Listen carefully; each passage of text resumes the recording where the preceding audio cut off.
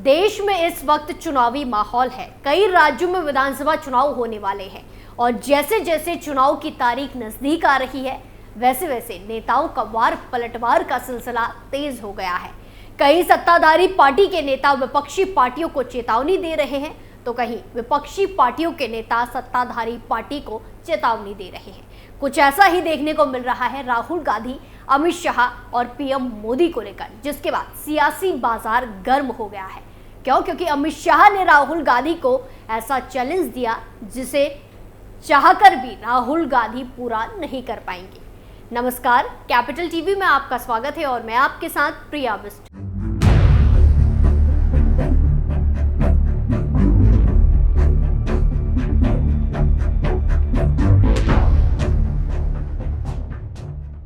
चुनावी माहौल में चैलेंज और चेतावनी ना हो तो चुनावी मौसम का लुत्फ अधूरा रहता है। महाराष्ट्र विधानसभा चुनाव को लेकर बीजेपी लगातार महाविकास आघाड़ी पर हमलावर है। इसी बीच केंद्रीय गृह मंत्री अमित शाह ने महाराष्ट्र के लिए पार्टी का संकल्प पत्र जारी किया। इस दौरान उन्होंने कहा कि आज यहां जिस संकल्प पत्र का विमोचन हुआ है वो महाराष्ट्र की जनता की आकांक्षाओं का प्रतिबिंब है। इस दौरान उन्होंने कांग्रेस नेता राहुल गांधी पर भी हमला बोला। इतना ही नहीं, अमित शाह ने राहुल गांधी को चेतावनी भी दी है। राहुल गांधी को दी चुनौती। कांग्रेस नेता राहुल गांधी पर निशाना साधते हुए अमित शाह ने कहा कि मैं उद्धव ठाकरे जी से पूछना चाहता हूं कि क्या वो कांग्रेस के नेता राहुल गांधी से कह सकते हैं कि वो वीर सावरकर के लिए 2 शब्द बोल दें? क्या कांग्रेस का कोई नेता बाला साहब ठाकरे जी के सम्मान में 2 वाक्य बोल सकता है? अंतर विरोध के बीच में अघाड़ी की सरकार बनने का स्वप्न लेकर जो लोग निकले हैं उन्हें महाराष्ट्र की जनता जान ले तो अच्छा होगा। मैं उद्धव ठाकरे को कहना चाहता हूं कि आपको कहां बैठना है यह आपको ही तय करना है, लेकिन मैं आपको याद दिलाना चाहता हूं कि आप 370 का विरोध करने वाले, राम जन्मभूमि का विरोध करने और वक्फ बोर्ड में सुधार का विरोध करने वालों के साथ बैठे हो। आपको बता दें कि संकल्प पत्र का विमोचन करते हुए अमित शाह ने कहा कि महाराष्ट्र एक प्रकार से कई युगों से हर क्षेत्र में देश का नेतृत्व कर रहा है। एक जमाने में जब जरूरत थी तब भक्ति आंदोलन की शुरुआत भी महाराष्ट्र से हुई। गुलामी से मुक्ति का आंदोलन भी शिवाजी महाराज ने यहीं से शुरू किया। सामाजिक क्रांति की शुरुआत भी यहीं से हुई है और महाराष्ट्र की जनता की आकांक्षाओं का प्रतिबिंब हमारे संकल्प पत्र में दिखाई पड़ता है। केंद्रीय गृह मंत्री अमित शाह ने कहा कि अघाड़ी की सारी योजनाएं सत्ता की लालच में तुष्टीकरण की है, विचारधाराओं का अपमान करने वाली है और महाराष्ट्र की संस्कृति से छल करने वाली है। उन्होंने कहा कि भाजपा के संकल्प पत्थर की लकीर होते हैं, केंद्र हो या राज्य। जब हमारी सरकार बनती है तो हम हमारे संकल्पों को सिद्ध करते हैं। आरक्षण पर राहुल गांधी को चेतावनी। इतना ही नहीं, केंद्रीय गृह मंत्री अमित शाह ने मुसलमानों के आरक्षण को लेकर कांग्रेस नेता राहुल गांधी को चेतावनी दी। झारखंड के पलामू में एक रैली को संबोधित करते हुए अमित शाह ने पूछा कि अगर धर्म के आधार पर आरक्षण दिया जाएगा तो दलितों और आदिवासियों का क्या होगा।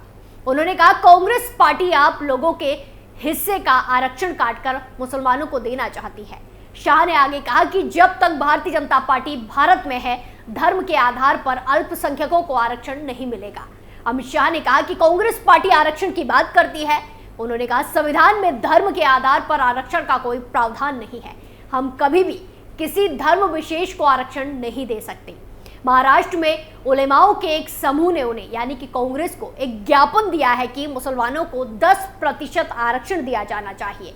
उन्होंने कहा कि मैं झारखंड की जनता से ये पूछने आया हूं कि अगर मुसलमानों को 10% आरक्षण मिलता है तो किसका आरक्षण कम हो जाएगा। अमित शाह ने कहा कि राहुल बाबा SC, ST, OBC का आरक्षण छीनकर मुसलमानों को देना चाहते हैं।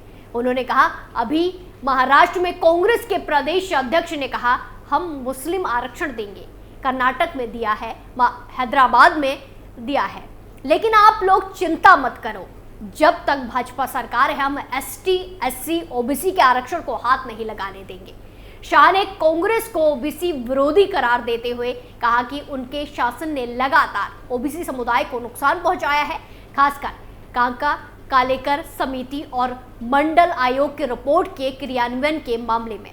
उन्होंने प्रधानमंत्री नरेंद्र मोदी की पहल की सराहना की, जिसमें 27% ओबीसी आरक्षण के क्रियान्वयन के और राष्ट्रीय पिछड़ा वर्ग आयोग की स्थापना पर प्रकाश डाला गया।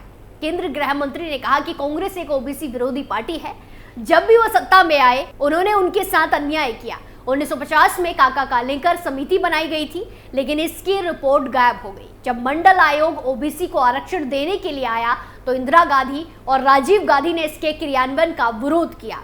केंद्रीय संस्थाओं में ओबीसी को 27% आरक्षण देने में उन्हें सालों लग गए। 2014 में जब जनता ने मोदी सरकार को चुना तो उन्होंने ओबीसी को 27% आरक्षण लागू किया। उन्होंने राष्ट्रीय पिछड़ा वर्ग आयोग का गठन किया और इसे संवैधानिक स्थान दिया। शाह ने झारखंड में जेएमएम, कांग्रेस और आरजेडी गठबंधन को देश का सबसे भ्रष्ट प्रशासन करार देते हुए इंडिया गठबंधन की आलोचना की। अमित शाह ने कहा कि हम यहाँ राज्य में बीजेपी की सरकार लाने की अपील करने आए हैं। क्यों? क्योंकि मौजूदा राज्य सरकार भ्रष्टाचार में डूबी हुई है। जेएमएम, कांग्रेस और आरजेडी की सरकार देश की सबसे भ्रष्ट सरकार है। उन्होंने कहा कि क्या किसी ने कभी 300 करोड़ रुपए एक साथ देखे हैं? कांग्रेस के एक सांसद के घर से 300 करोड़ रुपए से अधिक जब्त किए गए। उन्होंने पैसे गिनने के लिए करीब 27 मशीनें लाई गई, लेकिन इतनी बड़ी रकम गिनने के बाद वो मशीनें थक गई। आलमगीर आलम राज्य सरकार में मंत्री थे, यहां तक कि उनके पीए के घर से 30 करोड़ रुपए जब्त किए गए, लेकिन ना तो हेमंत सोरेन और ना ही कांग्रेस ने उनका कुछ किया। अमित शाह ने कहा कि ये पैसा आपका है, ये झारखंड के युवाओं और गरीबों का है, जिसे ये कांग्रेसी खा गए हैं। अगर आप राज्य में बीजेपी की सरकार बनाते हैं तो हम भ्रष्ट लोगों को सलाखों के पीछे डाल देंगे। राहुल गांधी का पीएम मोदी को चैलेंज। तो वहीं दूसरी तरफ तेलंगाना में जाति जनगणना शुरू होने के साथ ही कांग्रेस नेता राहुल गांधी ने प्रधानमंत्री नरेंद्र मोदी को चुनौती दी है। राहुल गांधी ने कहा कि ये जाति जनगणना जल्द ही महाराष्ट्र में भी होगी। राहुल गांधी ने एक्स पर तेलंगाना में चल रही जाति जनगणना का एक वीडियो शेयर करते हुए कहा, मोदी जी, आज से तेलंगाना में जातिगत गिनती शुरू हो गई है। इससे मिलने वाले डेटा का इस्तेमाल हम प्रदेश के हर वर्ग के विकास के लिए नीतियां बनाने में करेंगे। जल्द ही ये महाराष्ट्र में भी होगा। कांग्रेस नेता ने आगे लिखा कि सबको पता है कि भाजपा देश में एक व्यापक जाति जनगणना नहीं करवाना चाहती है। मैं मोदी जी से साफ कहना चाहता हूं, आप देश भर में जातिगत जनगणना को रोक नहीं पा सकते।